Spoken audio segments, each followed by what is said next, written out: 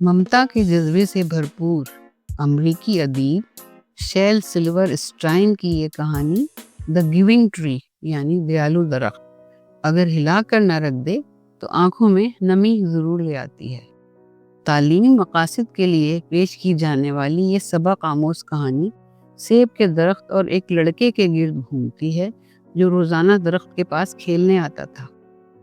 وہ اس کے پتوں کا تاج بناتا، اس کی شاخوں سے جھولتا اور اس کے سیب کھاتا۔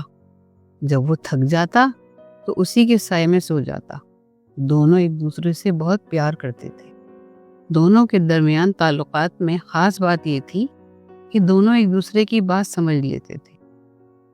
جو لڑکے کی عمر بڑھتی گئی اس کا درخت کے پاس آنا جانا کم ہوتا گیا، کیونکہ اب وہ کھیل کود کے بجائے زندگی کے دوسرے کاموں میں مشغول ہو گیا تھا۔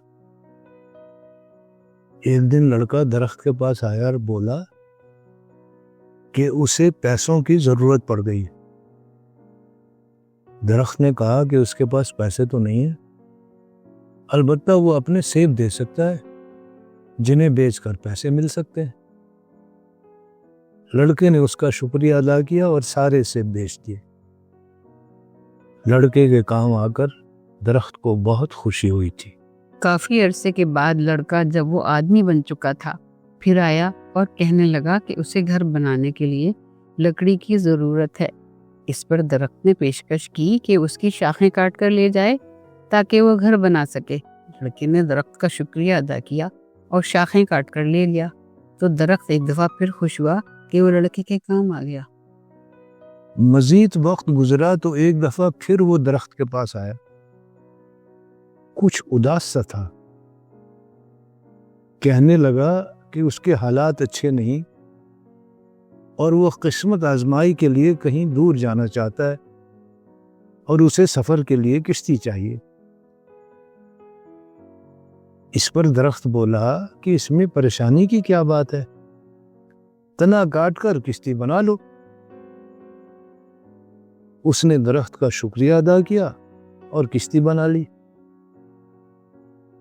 درخت اب صرف ٹھونٹ کی شکل میں باقی رہ گیا تھا، لیکن پھر بھی وہ خوش تھا کہ لڑکے کے کام آیا۔ بہت عرصے کے بعد لڑکا درخت کے پاس آیا تو وہ بوڑھا ہو چکا تھا۔ درخت اسے دیکھ کر بے چین ہو گیا کیونکہ لڑکے کو دینے کے لیے اس کے پاس اب کچھ تھا ہی نہیں۔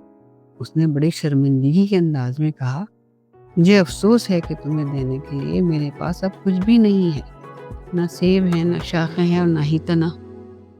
اس پر وہ بولا کہ وہ بہت تھک گیا ہے اور اسے بیٹھ کر آرام کرنے کے لیے ایک پرسکون جگہ کے علاوہ اور کچھ بھی نہیں چاہیے۔